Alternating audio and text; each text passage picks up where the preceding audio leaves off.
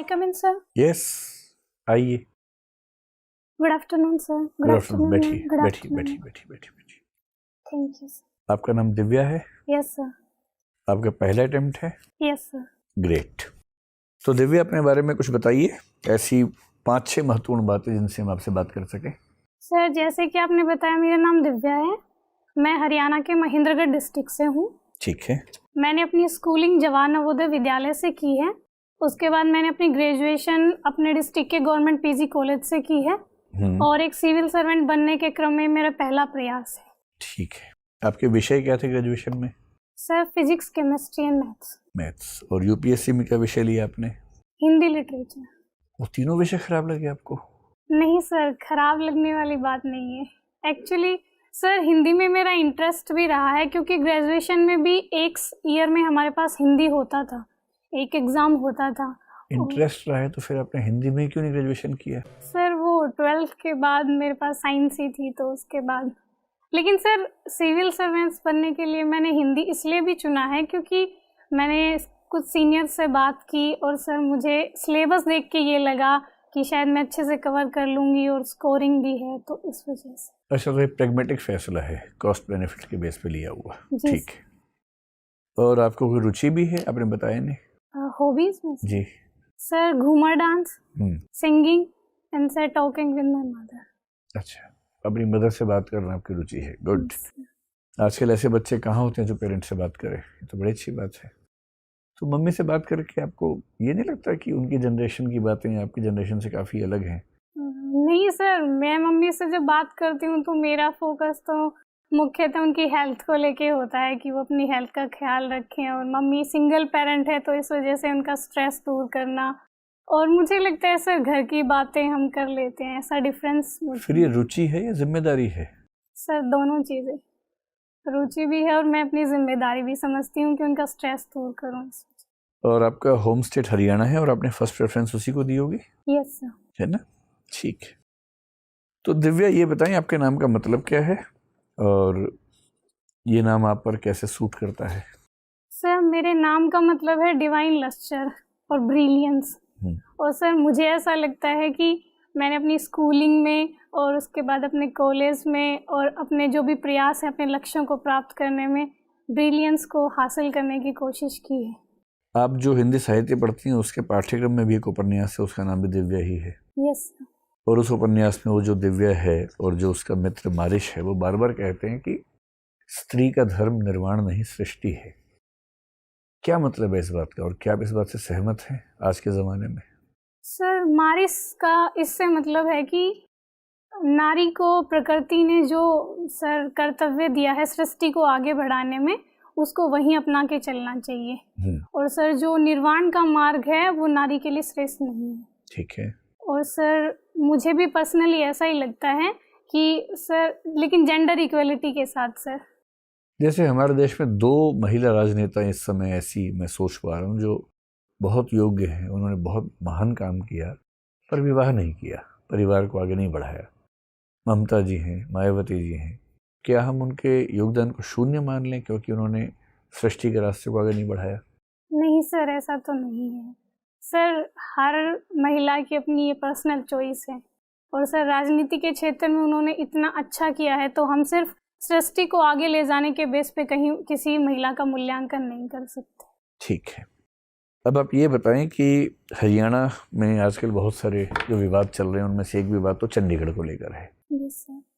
तो केंद्र सरकार का ये कहना है कि भाई जब सारी यूटीज़ में हमारे ऑफिसर्स हैं, जो एजी एमयूटी कैडर के ऑफिसर्स हैं वो हर जगह हैं, दिल्ली में हैं, मतलब गोवा में जो पहले की यूटी था वहाँ भी हैं, लक्षद्वीप में है, अंडमान निकोबार में है, अब जम्मू कश्मीर में भी हैं, लद्दाख में भी हैं। तो चंडीगढ़ को अलग से लाट साहब बनने का क्या मतलब है कि उस यूटी में ऑफिसर्स हरियाणा पंजाब कैडर के होंगे? क्यों होंगे? तो केंद्रीय गृह मंत्री कह रहे हैं कि अब से हम चंडीगढ़ में भी एजी एमयूटी कैडर के ऑफिसर नियुक्त करेंगे। पंजाब सरकार इस बात पर भड़की हुई है, हरियाणा सरकार भी उतना नहीं भड़क सकती क्योंकि सरकार उसी पार्टी की है, लेकिन वो भी नाराज़ बीच में दिखते हैं।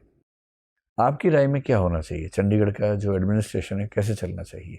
सर, चंडीगढ़ एक यूटी है, तो ये केंद्र सरकार का दायित्व और उसके जुरिस्डिक्शन में आता है कि अगर वो चाहे तो सर जो आगमुट के कैडर है वो चंडीगढ़ में नियुक्त कर सकती है।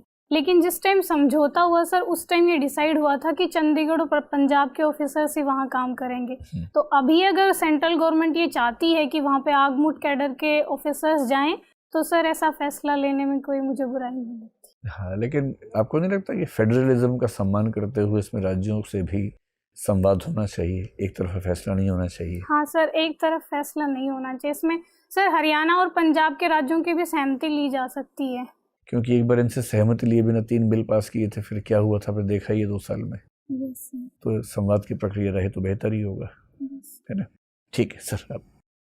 आप दिव्या, आपने अपने डेफ में लिखा है कि आपने नेतृत्व और व्यक्तित्व विकास के कार्यक्रम में भागीदारी की और उसमें पुरस्कार जीता।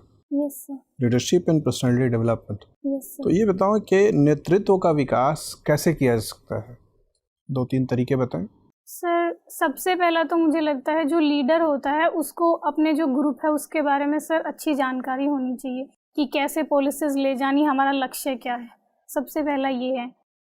दूसरा मुझे ऐसा लगता है सर एक लीडर के पास पर्सुएशन पावर होनी चाहिए कि वो अपनी पॉलिसीज़ के बारे में जो आम लोग हैं उनको अच्छे से समझा सके। और तीसरा मुझे लगता है सर नॉलेज और अवेयरनेस होनी चाहिए कि हमें जानकारी है कि कहाँ चीज़ें कैसे घटित हो रही हैं और सर मुद्दों के बारे में पता है। आपको लगता है कि नेतृत्व में त्याग की भावना भी होनी चाहिए? क्या वो एक आवश्यक गुण है? सर नेतृत्व में त्याग की भावना इसलिए होनी चाहिए क्योंकि कई बार सर लीडर्स को ऐसे फैसले लेने पड़ सकते हैं जहां उनके निजी जीवन और प्रोफेशनल जीवन में डायलेमा हो सर। तो इसलिए त्याग ज़रूरी है ताकि हम सर सर्वजन के हित में सोच सकें। और व्यक्तित्व विकास के लिए क्या क्या करना चाहिए? सर हमें अपनी स्ट्रेंथ्स और वीकनेस पता होनी चाहिए। क्या है आपकी स्ट्रेंथ? 3 स्ट्रेंथ बताइए। सर मेरी सबसे पहली स्ट्रेंथ है मैं हार्ड वर्किंग हूँ। एक सर अपनी स्कूलिंग में, अपने ग्रेजुएशन में। ठीक है, एक हो गया। सर दूसरा मुझे लगता है मैं होनेस्ट हूँ। सर लालच मुझे ज़्यादा डिगा नहीं सकता। तो मुझे सर जहाँ तक मैंने संभव हुआ है अपने जीवन में होनेस्टी को साधने का प्रयास किया है। और तीसरा सर मैं आशावादी हूँ। सर अगर मैं कोई कार्य कर रही हूँ उसमें टाइम लग भी रहा है तो सर मैं एक पॉजिटिव वे लेके चलती हूँ कि बेहतर परिणाम मिल ही जाएंगे। ठीक है, 3 वीकनेसेस बताइए। सर वीकनेस सर एक तो ओवर सेंसिटिविटी है। कभी कभी सर ऐसा होता है कि कुछ चीज़ें मुझे इतनी ज़्यादा हर्ट कर जाती हूँ कि सर मैं रोने भी लग जाती हूँ, तो ये ओवर सेंसिटिवनेस है। और दूसरा सर कभी कभी सर पढ़ाई के चलते या कुछ कामों की वजह से मैं अपनी हेल्थ का ख्याल नहीं रखती हूँ, तो ये दूसरी वीकनेस है। आप कह रही थी कि व्यक्तित्व का विकास करने के लिए व्यक्ति को अपने स्ट्रेंथ और वीकनेसेस पता होने चाहिए। और क्या होना चाहिए व्यक्तित्व के विकास के लिए? तो आपके पास अपने वीकनेसेस और स्ट्रेंथ पता है। और क्या क्या चीज़ें चाहिए पर्सनालिटी डेवलपमेंट के लिए? सर कॉन्फिडेंस होना चाहिए कि हम अपने व्यूज़ किसी भी मुद्दे पे रख सकें और सामने वाले को समझा सकें। ठीक है, तो देखते हैं आजकल जो सांप्रदायिक हिंसा बढ़ती जा रही है उसका मूल कारण ईमानदारी से बताइए। आपने कहा ईमानदार है आप। सर सांप्रदायिकता का सर मूल कारण तो जो मुझे लगता है वो ट्रस्ट डेफिसिट है। सर जो विभिन्न वर्ग हैं, विभिन्न धार्मिक वर्ग जैसे हिंदू मुस्लिम्स हैं, उनके बीच में सर ट्रस्ट की इतनी कमी है कि कोई सर ऐसा मौका आता है जब कोई जुलूस निकल रहा है या कोई धार्मिक त्यौहार आते हैं तो सर जो उपद्रवी तत्व होते हैं वो कामयाब हो जाते हैं उनके बीच में हिंसा भड़काने के लिए। ये आपस में विश्वास की कमी शुरू से ही है कि इधर कुछ पैदा हो गई है विश्वास की कमी? सर इसके कभी कभी राजनीतिक कारण भी हो जाते हैं। ईमानदारी से आपने कहा है कि आप ईमानदार। हाँ सर, राजनीतिक कारण भी तो हो हाल में जाते हैं। ये ट्रस्ट डेफिसिट बढ़ता जा रहा है? सर हम कह सकते हैं कि फिलहाल जो घटनाएं हो रही हैं जैसे दिल्ली में, जहांगीरपुरी में और भी कई जगह हुई हैं सर, तो हम कह सकते हैं कि ट्रस्ट डेफिसिट बढ़ रहा है। लेकिन सर कोशिश करनी चाहिए कि ना बढ़े। Yes sir. ठीक है, ये देश में जनसंख्या बहुत तेज़ी से बढ़ रही है और ख़ास तौर पे गांव से शहर में आने की जो सामाजिक प्रवृत्ति है वो अनियंत्रित सी होती जा रही है। शहरों में इतनी भीड़ भाड़ है, इतने एक्सीडेंट्स होते हैं, इतने पोल्यूशन है, इतने अपराध हो रहे हैं। क्या आपको लगता है अनुच्छेद 19 में जो स्वतंत्रता मिली है नागरिकों को उस पे कोई सीमा का भी प्रावधान संविधान में है कि ये असीमित स्वतंत्रता है? नहीं सर, अनुच्छेद 19 के तहत असीमित तो नहीं है, उस पर सर रीजनेबल रिस्ट्रिक्शंस लगाए गए हैं। और सर जो तो क्या शहरों के अंदर प्रवेश पर भी रीजनेबल रिस्ट्रिक्शन लगने चाहिए सर, ताकि पब्लिक ऑर्डर बना रहे? सर अगर भारतीय नागरिक हैं वो सर अपने आजीविका के लिए अगर प्रवास कर रहे हैं तो मुझे नहीं लगता कोई रिस्ट्रिक्शंस होने चाहिए। लेकिन पब्लिक ऑर्डर बनाए रखना भी तो उसमें उल्लिखित है अनुच्छेद 19 में। सर पब्लिक ऑर्डर प्रवास से तो मुझे नहीं लगता बिगड़ता है, इसके लिए तो सर क्यों, मैंने बताया तो, जब मान लीजिए पोल्यूशन बढ़ रहा है तो पब्लिक ऑर्डर डिस्टर्ब हो रहा है, एक्सीडेंट्स बढ़ रहे हैं तो पब्लिक ऑर्डर डिस्टर्ब हो रहा है, अपराध बढ़ रहे हैं तो पब्लिक ऑर्डर डिस्टर्ब हो रहा है। सर माइग्रेशन इसका कारण नहीं है सर, इसके कारण है कि हमारी पॉलिसीज कैसी हैं और सर जो पब्लिक है उसका माइंडसेट क्या क्या खामियां हैं पॉलिसी में इस संदर्भ में? सर व्हीकल्स में और सर पोल्यूशन को लेके तो यही है कि हम सर ध्यान नहीं रख रहे हैं। जैसे आपको लगता है कि वाहन उद्योग को सरकार ने अनियंत्रित स्वतंत्रता दे रखी है अपने उत्पादन क्षमता बढ़ाने की? सर रेगुलेशंस तो हैं ही सरकार के इसमें, लेकिन सर मुझे ऐसा लगता है कि हमें रिन्यूएबल सोर्सेज की तरफ और इलेक्ट्रिकल व्हीकल्स की तरफ जाना चाहिए, तो इससे सर पोल्यूशन कम हो सकता है। आप ईमानदारी से नहीं बता रहे, डर रही हैं। नेतृत्व कौशल का प्रदर्शन करिए, जो चीज़ गलत लगे बोलिए कि हाँ ये गलत है। सर इसका एक कारण सर रेवेन्यू कलेक्शन भी हो सकता है कि जैसे सरकार लालच में लोगों के स्वास्थ्य से खिलवाड़ कर रही है, पैसे के लालच में। सर सरकार का ऐसा इंटेंशन तो नहीं होगा कि पैसे के लालच में सर सेहत के साथ खिलवाड़ करे, लेकिन सर वो एक पक्ष है कि रेवेन्यू कलेक्शन भी सर सरकार को अपनी पॉलिसीज बनाने के लिए ज़रूरत होती है, तो इंडस्ट्रीज़ को बढ़ावा तो देंगी ही, लेकिन सर हाँ हम ये कर सकते हैं कि इन इंडस्ट्रीज़ के जगह रिन्यूएबल सोर्सेज पे ध्यान दें। ठीक है, धन्यवाद। दिव्या, आप सर से बातचीत करते हुए लगातार बोल रही हैं कि हमें इंडस्ट्रीज़ की जगह रिन्यूएबल सोर्सेज पे ध्यान देना चाहिए। आपने इलेक्ट्रिक व्हीकल्स का भी मेंशन किया। क्या ये मान सकते हैं कि अभी जो कन्वेंशनल व्हीकल्स हैं उससे अगर इलेक्ट्रिकल व्हीकल्स की तरफ जाएंगे तो प्रदूषण पूरी तरह समाप्त हो जाएगा? मैम पूरी तरह तो से तो नहीं कह सकते, लेकिन अभी के कंपैरिजन में मैम इलेक्ट्रिक व्हीकल्स एक बेटर ऑप्शन है। इलेक्ट्रिक व्हीकल्स किससे चलेंगे? मैम विद्युत से। विद्युत कैसे उत्पन्न होती है? लेकिन मैम वो इलेक्ट्रिक व्हीकल्स में हम हाइड्रोजन यूज़ कर सकते हैं। ठीक है, हाइड्रोजन भी 3 तरह की हैं जिसमें से सिर्फ एक ही रिन्यूएबल है, जिसका अभी पूरी तरह से हम कह सकते हैं कि वो एक ऐसा रिसोर्स नहीं हुआ जिस पर डिपेंड किया जा सके। इसके अलावा इलेक्ट्रिक व्हीकल्स में क्या लगती हैं? बैटरीज। वो किससे बनती हैं? Ma'am lithium. और लिथियम एक तरीके का प्रदूषण का सोर्स नहीं होगा? उसका मैनेजमेंट, उसका डिस्पोजल, जो बैटरीज ख़राब हो गई हैं, हम सिर्फ एक एयर पोल्यूशन को हटाने के लिए और कितने तरीके की पोल्यूशन बढ़ा देंगे, वो भी एयर पोल्यूशन पॉइंट सोर्स से हटा के ओपन सोर्स, मतलब ओपन सोर्स से पॉइंट सोर्स पे शिफ्ट कर देंगे। तो आपको लगता है कि सच में हम प्रदूषण की तरफ संवेदनशील हैं? मैम जो लिथियम की प्रॉब्लम है उसके लिए तो मैम डिस्पोजल और मैनेजमेंट हम टेक्नोलॉजी के हिसाब से कर सकते हैं। इस टाइम जो ई वेस्ट रूल्स हैं, आप मुझे बता सकते हैं कि उसमें डिस्पोजल के क्या प्रावधान है? सबसे पहला तो मैम जो प्रोड्यूसर है उसकी रिस्पॉन्सिबिलिटी होगी, और जो हमारा ये पूरा सेक्टर है जो वेस्ट मैनेज करता है वो अनऑर्गेनाइज्ड है। तो कैसे प्रोड्यूसर तक पहुंचेगा? Sorry ma'am. घबराइए मत, थोड़ा सोचिए। मैम इसके लिए सेक्टर को ऑर्गेनाइज किया जा सकता है। पूरे सेक्टर को ऑर्गेनाइज कर पाएंगे? मैम जहाँ तक हो सकता है। क्या फ़र्क होता है ऑर्गेनाइज्ड और अनऑर्गेनाइज्ड सेक्टर में? मैम जो ऑर्गेनाइज सेक्टर होते हैं उनके बारे में मैम गवर्नमेंट के पास सारी जानकारी होती है, रजिस्टर्ड होते हैं मैम, और मैम जो अनऑर्गेनाइज्ड होते हैं उनके बारे में मैम गवर्नमेंट को जानकारी नहीं होती कि कितने कर्मचारी हैं, कहाँ काम कर रहे हैं, कैसे किन हालातों में काम कर रहे हैं। चलिए ठीक है, ये बताइए आपने ई कॉमर्स वेबसाइट्स यूज़ किए हैं? Amazon, Flipkart, yes ma'am. Myntra. ठीक है, तो जब बात अमेज़ॉन की करें, इसमें आपको क्या खामियां दिखती हैं जब आप सर्व कर रही होती हैं कुछ ख़रीदने के लिए? तो आपको कहीं कुछ दिक्कत दिखती है कि हो सकता है कि इसकी वजह से जो छोटे व्यापारी हैं उनको नुकसान हो रहा है? Yes ma'am. क्या क्या दिक्कतें दिखती हैं? मैम सबसे पहली तो ये है कि हम एक बार जो चीज़ सर्च कर लेते हैं बार बार हमें उसी के एड्स देखने पड़ते हैं। ठीक है। और मैम दूसरा ई-कॉमर्स कंपनीज हैं, उनका ज़्यादा बड़ा नेटवर्क है, तो इससे जो रिटेल शॉपकीपर्स होते हैं उनको नुकसान होता है। मैं सिर्फ उस टाइम जब आप सर्व कर रही हैं उस वक्त आपको जो दिक्कतें सामने लग रही हैं कि हाँ इस वजह से छोटे व्यापारियों को नुकसान हो रहा होगा, वो बताइए। छोटे व्यापारी भी सपोज करिए अमेज़ॉन पे हैं, आप बताइए क्या दिक्कत है? मैम जो फ्लिपकार्ट्स वगैरह होते हैं उन पे मैम प्राइस कम होते हैं, तो छोटे व्यापारी को भी मिलेगी, उसका जो भी मार्जिन बचेगा उसको मिलेगा, उसका प्रोडक्ट है वेबसाइट पे। ये खबरों में है काफ़ी, मैं इसलिए पूछ रही हूँ। सॉरी नहीं आई थी। अच्छा चलिए ठीक है, कोई बात नहीं। ये बताइए भारत का प्रोजेक्ट 75 क्या है? सबमरीन्स को लेके है प्रोजेक्ट 75। और बताइए उसमें। मैम जो स्कॉर्पिन सबमरीन्स हैं उनको इंडिजिनियस तरीके से बनाना है। इसमें 6 सबमरीन्स हैं, जैसे मैम वागीर है, वगशीर है और मैम और भी हैं 6।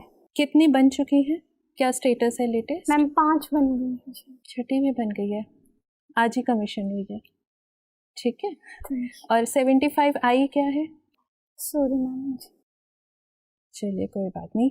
ये बताइए कि यूएनएससी को लेके पिछले कुछ वक्त में अगर आप देखें भारत के जो कदम रहे हैं अपने इंटरनेशनल अफेयर्स में या जियोपॉलिटिक्स में, तो वो सारे कदम भारत की दावेदारी को यूएनएससी में मजबूत करते हैं कि कमज़ोर करते हैं? हम परमानेंट सीट के लिए काफ़ी सालों से कोशिश कर रहे हैं सिक्योरिटी काउंसिल में, तो पिछले कुछ कदम 2-3 महीने में जो रहे हैं उससे हम और मजबूती से अपना दावा पेश कर पाएंगे कि हमारी दावेदारी कुछ कमज़ोर पड़ गई है? मैम यूएनएससी में हमारी दावेदारी जो पिछले हमारे जो कदम हैं उनसे मैम बढ़ ही रही है, क्योंकि मैम इकोनॉमिक सेक्टर पे भी हम उभर रहे हैं। जैसे वीट्स का मैम अभी जैसे रशिया यूक्रेन वॉर है, उस वजह से वीट का एक्सपोर्ट करने में भारत की जो मैम ताकत है। और मैम दूसरा जैसे रशिया और यूक्रेन वार हुआ है, उसके बावजूद भारत की जो न्यूट्रलिटी है उसको लेके ऐसा लगता है कि देखिए यूक्रेन की तरफ से काफ़ी बार संकेत आया कि भारत को इसके बीच कुछ बोलना चाहिए रशिया को, क्योंकि रशिया सिर्फ भारत की सुनेगा, ऐसा लगातार खबरों में बना रहा। लेकिन भारत ने हर मौके पे कुछ नहीं कहा, जितने भी रेजोल्यूशंस आए उनसे एब्सटेन किया। अगर भारत चाहता, जैसा कि बाकी दुनिया मान रही थी कि अगर भारत चाहता तो शायद ये युद्ध रुक जाता, आपको लगता है अभी भी भारत की दावेदारी मजबूत है यूएनएससी के लिए? मैम इंडिया की पॉलिसी है कि हर डेमोक्रेटिक कंट्री की सोवरेनिटी का रेस्पेक्ट होना चाहिए, लेकिन इंटरनेशनल रिलेशंस में हमारे जो नेशनल इंटरेस्ट हैं वो सर्वोपरि होते हैं। तो मैम भारत के रशिया के साथ इतने अच्छे संबंध हैं, और मैम रशिया के अपने जो सिक्योरिटी कंसर्न है उनको लेके यूएनएससी में बात हो सकती है। आपके अगर कोई दोस्त हो और वो किसी और छोटे अपने से कमज़ोर इंसान को बुली कर रही हो, रैगिंग कर रही हो, तो आप क्या सिर्फ इस आधार पे उसे कुछ नहीं कहेंगे कि वो आपकी बहुत अच्छी दोस्त है? नहीं मैम, भारत ने लगातार डिप्लोमेसी और डायलॉग से कोशिश की है। चलिए ठीक है दिव्या, धन्यवाद। दिव्या मैम की बात को आगे बढ़ाते हैं। उन्होंने पूछा कि साहित्य दर्पण है, आपको क्या लगता है हिंदी साहित्य का छात्र होने के नाते कि साहित्य दर्पण अधिक है या दीपक अधिक है, या साहित्य को दर्पण होना चाहिए या दीपक होना चाहिए? अधिक क्या होना चाहिए, आपके विचार क्या है? सर बेसिकली तो साहित्य है वो दर्पण का भी काम करता है और दीपक का भी काम करता है। दर्पण का काम ऐसे करता है कि वो सर समाज को अपनी जो वीकनेस हैं और जो विचारधाराएं हैं उनसे रूबरू करवाता है कि कैसे हमें आगे बढ़ना। और दीपक ऐसे काम करता है कि सर वो समाज को एक रास्ता दिखाता है, जो सर वल्नरेबल सेक्शंस हैं उनकी आवाज़ को आगे उठाता है। जैसे मैथिली शरण गुप्त ने भारत भारती लिखी है और राष्ट्रवाद को आगे बढ़ाया है। लेकिन सर अगर दर्पण और दीपक में से एक चूज करना हो तो मैं कहूँगी सर दीपक की तरह काम करना चाहिए। वर्तमान में 21वीं शताब्दी में जो साहित्य आ रहे हैं उसमें आप क्या ये बात देखते हैं कि वह दीपक की भूमिका को भली भांति प्रकार निभा रहा है, जिस प्रकार 19वीं 20वीं शताब्दी के साहित्यकारों ने दर्पण के साथ साथ दीपक की भूमिका को भी निभाया? क्या 21वीं शताब्दी के कुछ ऐसे साहित्यकार का नाम बता सकते हैं जो इस दोनों भूमिका को भली भांति निभा रहे हैं? साहित्यकार में हाल के नहीं जानते। अच्छा ठीक है। एक बात, घूमर नृत्य पर बातचीत चल रही थी आपकी। घूमर नृत्य में गाने की क्या भूमिका है? सर उसमें जो घूमर नृत्य में जो सॉन्ग होता है वो बेसिकली वुमेनहुड को प्रेजेंट करता है। महिलाएं जब मैम सर जब कोई बालिका है वो चाइल्डहुड से वुमेनहुड में एंटर करती है तब घूमर की प्रैक्टिस होती है। वुमेनहुड क्या होता है? वुमेनहुड है कि सर महिलाएं अपने डिसीजंस खुद ले रही हैं और अपनी सोसाइटी में डोमिनेटेड है। क्या आपको लगता है कि हरियाणा का जो समाज है उसमें जो बात आप बतला रही हैं ये चरितार्थ हो रहा है?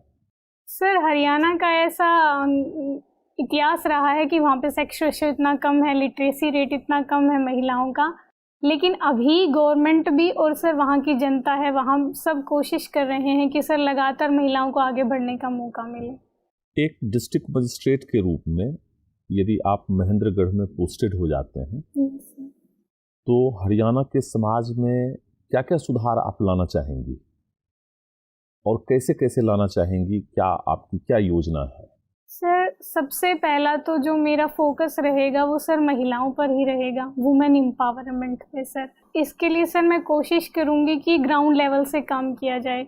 जैसे अगर अब भी कहीं पे ऐसा है कि सेक्स सेलेक्टिव अबॉर्शन हो रहे हैं तो मैं कोशिश करूँगी पंचायती राज इंस्टीट्यूशंस को इंक्लूड करके और जो इन्फॉर्मर्स हैं उनका विजिलेंस सेल बनाऊँ, और सर अगर जो ऐसी इंफॉर्मेशन देते हैं उनको सर इंसेंटिव्स मिले। और सर एजुकेशन के लिए मैं चाहूँगी कि सर जो ग्रामीण क्षेत्र में महिलाएं हैं उनके लिए सर उनके गांव में स्कूल सुनिश्चित किए जाएं, और सर साइंस भी, इकोनॉमिक्स भी और आर्ट्स भी सर सभी विषय उपलब्ध कराए जाएं। और तीसरा सर मैं कोशिश करना चाहूँगी माइंडसेट पे, जो पैट्रियार्कल माइंडसेट है हमारे हरियाणा में उसमें चेंज लाया जाए। इसके लिए सर सबसे ज़रूरी है कि ऐसे रोल मॉडल इस्टेब्लिश किए जाएं सर महिलाओं के, ताकि सर पेरेंट्स को भी मोटिवेशन मिले कि हमारी लड़कियों को आगे बढ़ाना है, वो भी हमारी इकोनॉमी में सर योगदान दे सकती है। ठीक है, बहुत अच्छा। एक प्रश्न मैं ये पूछना चाहूँगा कि आप महेंद्रगढ़ से हैं, ये महेंद्रगढ़ का किला किसने बनाया था? सर 18th सेंचुरी में बनाया था तात्या टोपे ने। तात्या टोपे का वास्तविक नाम क्या था? सॉरी सर, ये तो मुझे नहीं पता। 12th की एनसीईआरटी आपने पढ़ी होगी, पुरानी वाली एनसीईआरटी, उसमें तात्या टोपे का पिक्चर दिया हुआ है और पिक्चर के ठीक नीचे उसका वास्तविक नाम भी दिया हुआ है। सर मैंने पढ़ा है लेकिन मैं भी रिकॉल नहीं कर पा रही। ठीक है। अभी हाल फिलहाल में मौद्रिक नीति आई थी कुछ दिन पहले, आपने पढ़ी उसको? Yes sir. तो मौद्रिक नीति में एक तो MCLR में परिवर्तन हुआ है, ये क्या है MCLR? सर MCLR एक सर मानक होता है जिसमें कोई भी बैंक जब अपने ऋण देता है तो सर मिनिमम LCR रेट पे दिया जाता है। तो ये MCLR और BLR दोनों में क्या अंतर है? सर सर मैं गैस कर रही हूँ, मुझे श्योर नहीं। हाँ। सर बेसिक लैंडिंग रेट तो वो होता है जो कोई भी बैंक है वो अपने सबसे बेस्ट कस्टमर को दे सकता है उस रेट पे, और सर MCLR अभी ये कॉन्सेप्ट चल रहा है या इसको समाप्त कर दिया गया? सर अभी तो MCLR पे दिया जाता है। ये कब से चल रहा है MCLR? कब इंट्रोड्यूस किया गया था? सॉरी सर मुझे। अच्छा ठीक है, मतलब BLR के कॉन्सेप्ट को क्यों समाप्त किया गया, उसकी जगह पर MCLR क्यों आया? सर बेसिक लैंड रेट की जगह MCLR इसलिए लाया गया था ताकि उसमें सर जो एम्प्लॉयज़ के खर्चे हैं उनको भी इंक्लूड किया जाए, और सर जो बैंक का प्रॉफिट है उसको भी बढ़ाया जाए शायद। मतलब सिर्फ गेस कर रही हैं या वास्तव में कुछ पता है इसके विषय में? सर पढ़ा है मैंने। लेकिन दिव्या आप हरियाणा से आती हैं। सेक्स रेशियो क्या है हरियाणा में? मैम 879। 879। और तय क्या किया गया है? सॉरी मैम, आपको नहीं पता है? हरियाणा से इतने सारे फेमस पर्सनालिटीज़ आती हैं, बहुत सारी महिलाओं ने खेल के क्षेत्र में नाम कमाया है, अन्य क्षेत्रों में भी नाम कमाया है, फिर भी क्या कारण है कि वहाँ पे सेक्स रेशियो इम्प्रूव नहीं हो पा रहा है? मैम सबसे पहला तो मैम हरियाणा को मैम जो हरित क्रांति हुई है उसकी वजह से एग्रीकल्चर में डोमिनेंट हो गई है इकोनॉमी, और किसी भी क्षेत्र की इकोनॉमी अगर मेल डोमिनेटेड है तो वहाँ पे मैम बॉयज़ को प्रीफर करने का ज़्यादा चलन देखा जाता है। और सर मैम दूसरा जो सेक्स सेलेक्टिव अबॉर्शन है हरियाणा में, जैसे मैम हरियाणा डेवलप्ड स्टेट है तो ट्रांसपोर्ट फैसिलिटीज़, मेडिकल फैसिलिटीज़ इतने बड़े लेवल पे उपलब्ध थी कि सेक्स सेलेक्टिव अबॉर्शन बहुत ज़्यादा हो गई। उसके बाद से मैम अब गवर्नमेंट ने ऐसी पॉलिसी चलाई है कि ये सब ना हो पाए, और अभी तो मैम सेक्स रेशियो बढ़ रहा है। घूमर करना आपको पसंद है? क्या है घूमर? मैम राजस्थान का फोक डांस। कैसे होता है? कहाँ से इसका ओरिजिन है, कहाँ से मैम प्रारंभ हुआ? मैम घूमर बेसिकली मैम जो भील ट्राइब है वो अपनी गॉडेस सरस्वती के लिए करती थी। उसके बाद जब राजपूताना से उनका मेल जोल हुआ तो मैम राजपूतों के कल्चर में आ गया घूमर डांस। आपने कोई ट्रेनिंग ली है या शौकिया? नहीं मैम, घर पे कैसे घर पे। अच्छा, आप कुछ फेमस लोगों के नाम बता सकती हैं जो इस डांस के लिए फेमस हो? मैम एक है महारानी गोवर्धन कुमारी, उन्होंने एकेडमी भी खोली हुई है मैम घूमर के लिए। अच्छा, और सिंगिंग की आपने कोई ट्रेनिंग ली है या सिंगिंग भी आप शौकिया करती हैं? अच्छा, किस तरीके के गाने सुनती हैं आप? मैम हिंदी गाने जो भी पुराने नए? नहीं मैम, पुराने भी सुन लेती हूँ, नहीं जो भी अच्छे लग जाए। हाँ। तो दिव्या, आपको गाने सुनना पसंद है और आप हिंदी साहित्य की भी विद्यार्थी हैं, ठीक है। आप मुझे कोई 5 सॉन्ग्स के नाम बता सकती हैं जो जिंदगी पे लिखे गए हों? मैम एक तो लता मंगेशकर जी का है जिंदगी हर कदम एक नई जंग है, और मैम एक है जिंदगी एक सफर है सुहाना, यहाँ कल क्या हो किसने जाना। एक मैम अभी हाल में आया था लव यू जिंदगी। हाँ, बस मैं वो रिकॉल नहीं कर पा रही। अच्छा कोई बात नहीं। हरियाणा से अभी तक जो खेल के क्षेत्र में जिन महिलाओं ने नाम कमाया है उनमें आपको कौन सबसे ज्यादा पसंद है? साक्षी मलिक। साक्षी मलिक, क्यों? मैम क्योंकि उन्होंने कम एज में इतना अच्छा अच्छा, कम एज में अच्छा परफॉर्म किया था इसलिए। यस ठीक है। और वैसे ब्यूरोक्रेसी में आपके कोई रोल मॉडल है जो सिविल सर्वेंट्स हुए अब तक, महिला पुरुष कोई भी, उसमें आपके कोई रोल मॉडल है? मैम टीना डाबी। टीना डाबी, क्यों? मैम रीजन एक तो यही है कि पहले कम एज। अटेम्प्ट में उन्होंने इतना पहला रैंक लिया, अच्छा, इस वजह से। ठीक है। आप नवोदय विद्यालय में पढ़ी हैं, नवोदय विद्यालय की अवधारणा क्या है? मैम इसमें जो रूरल बैकग्राउंड के बच्चे होते हैं जो टैलेंटेड हैं उनके लिए मैम एक रेजिडेंशियल स्कूल बनाया जाता है ताकि वो मैम अपनी सामाजिक आर्थिक पृष्ठभूमि के बिना मैम ज़्यादा अच्छा अपनी पर्सनैलिटी डेवलपमेंट कर सके और क्वालिटी एजुकेशन मिल सके। कब प्रारंभ हुए थे नवोदय विद्यालय? 1986। 1986 में। ठीक है। आप बताइए कि कहा जाता है कि साहित्य समाज का दर्पण है। आज के समय में जो साहित्य लिखा जा रहा है उसको देख के आपको लगता है कि वो समाज की जो दशाएं हैं उनको वास्तविक स्थिति में पेश कर पा रहा है हमारे सामने? मैम साहित्य लगातार मैम कोशिश करता है कि अपने समाज को प्रतिबिंबित करे और दर्पण की तरह काम करे। कुछ ऐसी कमियां हो सकती हैं, जैसे मैम अभी साहित्य में मैम कमर्शियलाइजेशन हो गया है, इस वजह से कुछ कमियां दिखाई पड़ रही हैं। लेकिन ऐसा नहीं है कि साहित्य में कुछ कमी आई है। जैसे मैम निर्मला पुतुल जी हैं, आदिवासी ट्राइबल्स जो महिलाएं हैं उनके ऊपर लिखती हैं, और ऐसी भी कई महिलाएं और साहित्यकार हैं जिन्होंने लगातार अच्छा किया है भ्रष्टाचार को, जैसे मैम प्रभात रंजन जी का है। तो मुझे ऐसा लगता है मैम साहित्य अभी भी दर्पण की तरह काम कर रहा है। अच्छा, आप क्योंकि नेतृत्व पे काफ़ी सारी बात की गई आपसे, लीडरशिप पे, आप जो आपको अच्छे लगते हो लीडर से मेरा आशय पॉलिटिकल लीडर से नहीं है, सिर्फ पॉलिटिकल लीडर से नहीं है, पॉलिटिकल फील्ड में, सामाजिक क्षेत्र में, बिजनेस के क्षेत्र में कुछ ऐसे लोग जिन्होंने बहुत अच्छी तरह से लीड किया हो, ऐसे कि नहीं 4-5 लोगों के नाम बता सकती हैं? एक तो विवेकानंद जी हैं मैम, दूसरा सम्राट अशोक है मैम, तीसरा महात्मा गांधी है मैम, नेल्सन मंडेला है मैम, जवाहरलाल नेहरू। अच्छा ठीक है। आपको इनमें से कोई एक बनने का अवसर दिया जाए तो आप क्या बनना पसंद करेंगी? मैम विवेकानंद। विवेकानंद जी, क्यों? मैम क्योंकि वो रोल मॉडल रहे हैं मुझे मैम, उनकी जो मैम महिलाओं को लेकर उनकी जो धारणा रही है और मैम युवाओं को लेकर काम करने की जो राष्ट्रवाद की नीति रही है वो मुझे अच्छी लगती है। अच्छा ठीक है। मेरा आपसे आखिरी सवाल है कि तुलसीदास जी की जो तुलसीदास जी को आपने पढ़ा है ना हिंदी साहित्य में, उनकी राम राज्य की अवधारणा क्या थी? मैम राम राज्य की उनकी अवधारणा थी कि ऐसा एक शासन हो, ऐसा राज्य हो जिसमें सभी लोगों को सभी परेशानियों से मुक्ति मिले। जैसे मैम उन्होंने कहा है दैहिक दैविक भौतिक तापा राम राज्य का हुई नहीं व्यापा, और जहाँ पे राजा अपने प्रजा के हितों के लिए कार्य करे और प्रजा भी मैम अपने कर्तव्यों को समझकर मैम जो शासन है उसको बढ़ाने का काम। ठीक है Divya, thank you.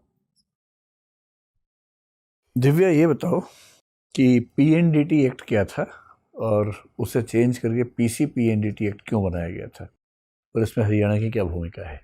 Sir exact तो नहीं पता है। अभी आपने जवाब दिया था, आपने खुद जिक्र किया, एक्ट का नाम नहीं बोला बस। हाँ सर मुझे पता है सर, प्री कंसेप्शन के लिए वो सर पीएनडीटी में ये था कि जो सर क्या है इसकी फुल फॉर्म क्या है?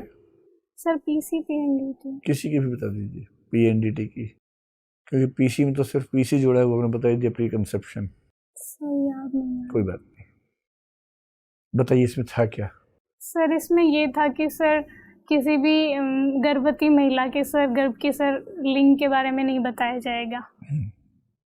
तो ये पीएनडीटी एक्ट में था। Yes sir. ठीक है, इसमें था कि जन्म से पहले बच्चे का लिंग निर्धारित नहीं किया जाएगा।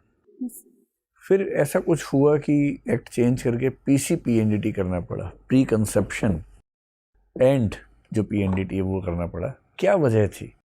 इसकी वजह हरियाणा पंजाब में ही नहीं थे। सर लगातार सेक्स रेशो कम हुआ। नहीं तो प्री कंसेप्शन का मतलब क्या है इसमें? अच्छा, एमटीपी एक्ट क्या है और ये कब आया था?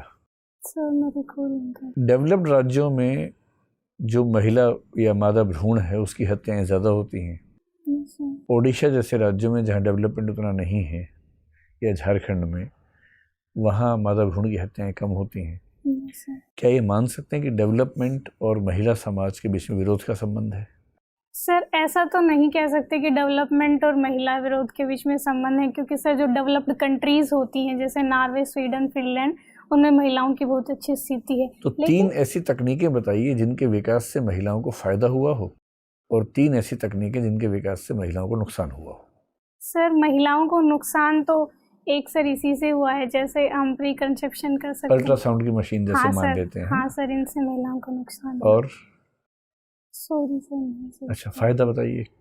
ऐसी 2-3 तकनीकें जिनसे महिलाओं की जिंदगी बहुत आसान हो गई। सर एक तो रेफ्रिजरेटर, ठीक है, बहुत बढ़िया, रेफ्रिजरेटर। और दूसरा वॉशिंग मशीन। हाँ, बहुत सुंदर। और बताएं। और सर कुकिंग गैस। हाँ, वेरी गुड। तो ये आपके गांव में ये सब चीज़ें पहुंच गई हैं? Yes sir. पहुंच चुकी हैं। आप जैसे बेटी हैं और अपनी माँ से बड़ा संवाद करती है, तो मुझे हिंदी साहित्य में ऐसे 2-3 रचनाओं के नाम बताइए जहाँ बेटी का पर्सपेक्टिव आया हो, चाहे बेटी की ओर से कुछ कहा गया हो, चाहे बेटी के बारे में कुछ कहा गया हो। निराला की है सर, सरोज स्मृति, ठीक उसमें है। बेटी के ऊपर लिखा गया है। और दूसरा सर नागार्जुन ने लिखा है सर, प्राइवेट बस का ड्राइवर, उसमें कविता का नाम क्या है? कविता ये का नाम है? नहीं सर, कविता का नाम मुझे नहीं पता, लेकिन मुझे याद है सर। गुलाबी कविता। चूड़ियां नाम है उस कविता हाँ का। सर। क्या है उसमें, क्या लिखा गया है? कि सर एक प्राइवेट बस का ड्राइवर है, उसने अपने गियर के ऊपर अपनी बेटी की गुलाबी चूड़ियां टांग रखी। ठीक है, 2 हुए। कोई और संदर्भ? कोई ऐसी कविता जहाँ पर बेटी के दर्द को व्यक्त किया गया हो, या बेटी ने अपने पिता से कहा हो कि मेरे दर्द को भी ध्यान दो? सर वो अमीर खुसरो ने लिखा है, काहे को ब्याधी विदेश। क्या है, पंक्ति सुनाइए। आप काहे तो गाती भी है ना, गा के सुनाइए। काहे को ब्याधी विदेश, सुन बाबुल मेरे, मैं तो बाबुल तेरे खूटे की गैया, हाँ की हूँ की जाऊँ रे विदेश, सुन बाबुल मेरे। बहुत बढ़िया। अब ये बताइए, जैसे मान लीजिए आप सफल हो जाएंगी, आईएएस बन जाएंगी, तो लोग आपको ना भगवान की तरह पूजेंगे आपके गांव में, और वहाँ बहुत सारी बच्चियाँ आपके पास आएंगी कि दीदी हम कैसे जीवन जिएं, क्या करें जीवन में। तो मान लीजिए कि आप गांव गई और वहाँ 3-4 लड़कियाँ आपसे मिलने आई जिनकी उम्र 17, 18, 19 साल है, और वो कह रही हैं कि दीदी बहुत सारे रिश्ते आ रहे हैं, शादी करने का दबाव है, इतना ही पूछा जा रहा है कि तुम किससे शादी करोगी 3-4 ऑप्शंस में से, तो कैसे चुने? और आपको ये बताना है उनको कि हस्बैंड चुनने का सही क्राइटेरिया क्या होना चाहिए। जो चीज़ें हैं ऑप्शन के तौर पे, एक है कि कोई व्यक्ति विनम्र है या नहीं, एक है वो समझदार है या नहीं, एक ज़िंदगी में सफल है या नहीं, चौथा वो स्वस्थ और सुंदर आकर्षक है या नहीं, और 5वां ये कि वो अपने ही धर्म और जाति का है या नहीं। इन 5 में आप किस ऑर्डर में प्रेफरेंस देंगे स्पाउस सिलेक्शन के प्रोसेस को? सर सबसे पहले तो वो 17-18 साल की हैं, तो मैं कोशिश करूंगी। अच्छा, 21 साल की हैं, छोड़ो ना, ठीक है, उस पर जाना ही नहीं है, आपको सिर्फ इस पर रहना है। 5 क्राइटेरिया हैं, आपको उनकी सीक्वेंसिंग बतानी है कि इनमें सबसे महत्वपूर्ण क्या है। मैं दोहरा देता हूँ, आप भूल गए होंगे इस बीच में, या याद है 5? सर विनम्र है या नहीं, नंबर 1 समझदार, विनम्र, नंबर 2 समझदार, स्वस्थ और आकर्षक, हाँ, ये तीसरा एक ही है, मतलब स्वस्थ आकर्षक। हाँ, 4th है जाति और धर्म जाति का। धर्म हमारा ही है। और 5वां कौन सा था? 5वां है कि सफल, जीवन में सफल है, मतलब पैसा और वो सब, शोहरत, समृद्धि, वो सब चीजें। सर पहला प्रेफरेंस होएगा समझदार वाला, ठीक है। दूसरा प्रेफरेंस होएगा विनम्र वाला, ठीक है। तीसरा सर स्वस्थता, ठीक है। और सर 4th होएगा, ये लास्ट वाला था सर, सफल। सफल, जिंदगी में सफल है या नहीं। Yes sir. इन्हें कोई समझदार हो, स्वस्थ हो, लेकिन बेरोजगार हो, चलेगा?